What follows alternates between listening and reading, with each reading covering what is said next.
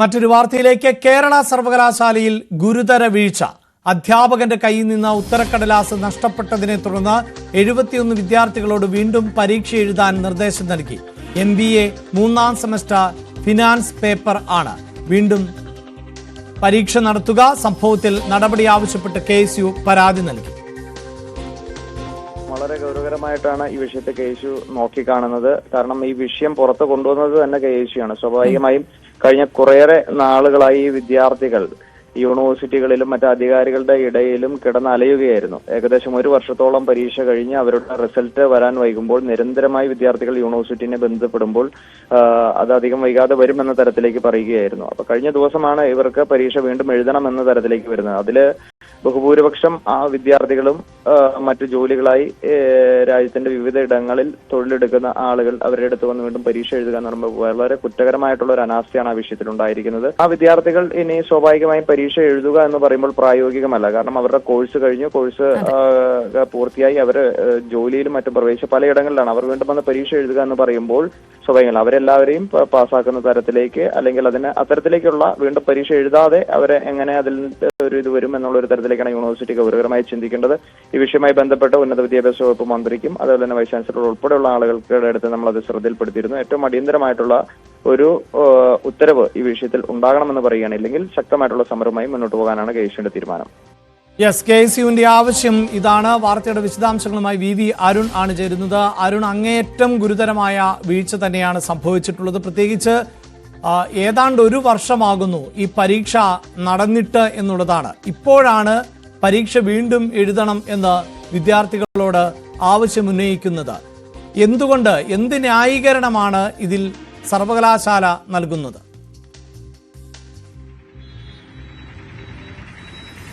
സർവകലാശാലയിൽ പരീക്ഷ റിസൾട്ട് വൈകുന്നതൊന്നും അത്ര പുതുമയുള്ള കാര്യമല്ല. എല്ലാ സർവകലാശാലയിലും അതുപോലെ കേരള സർവകലാശാലയിലും പലപ്പോഴും വർഷങ്ങൾക്ക് ശേഷമൊക്കെ റിസൾട്ട് വരുന്ന പതിവുണ്ട്. പക്ഷേ ഇപ്പോൾ അങ്ങനെ റിസൾട്ട് വൈകാൻ കാരണം ഉത്തരക്കടലാസുകൾ കാണാതെ പോയി എന്നുള്ളതാണ്. തീർത്തും ഗുരുതരമായ ഒരു വിഷയമാണ്. ഞാനിപ്പോൾ ഉള്ളത് സർവകലാശാലയുടെ മുന്നിലാണ്. ഇവിടെ നിരവധി വിദ്യാർത്ഥികൾ ഓരോ ദിവസവും പല കാര്യങ്ങൾക്ക് വന്നു പോകും. പലതും ഈ ചോദ്യപേപ്പർ റിസൾട്ട് വൈകുന്നു മറ്റുമായുള്ള പരാതികളുമായൊക്കെ നിരവധി പേർ വന്നു പോകുന്ന സ്ഥലമാണ് ഈ സർവകലാശാല. പക്ഷേ ഇവിടെ സംഭവിച്ചത് അധ്യാപകരുടെ ഭാഗത്തുള്ള ഗുരുതര വീഴ്ചയാണ്.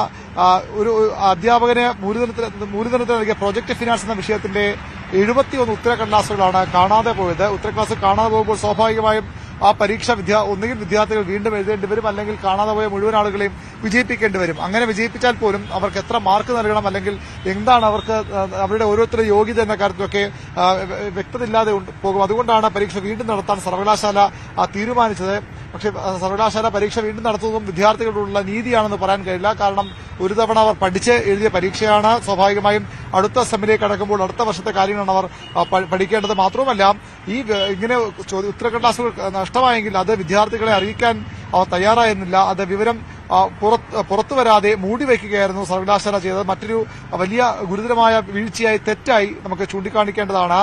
MBA വിദ്യാർത്ഥികളുടെ അവസാന സെമസ്റ്റർ പരീക്ഷ എഴുതേണ്ട കുട്ടികളാണ്. അവരുടെ ഉത്തരക്ലാസുകൾ നഷ്ടമാകുമ്പോൾ സ്വാഭാവികമായി അവരുടെ തുടർ പഠനത്തെ കൂടി അത് ബാധിക്കും, അല്ലെങ്കിൽ അവരുടെ ജോലി അവസരങ്ങളെ കൂടി ബാധിക്കും.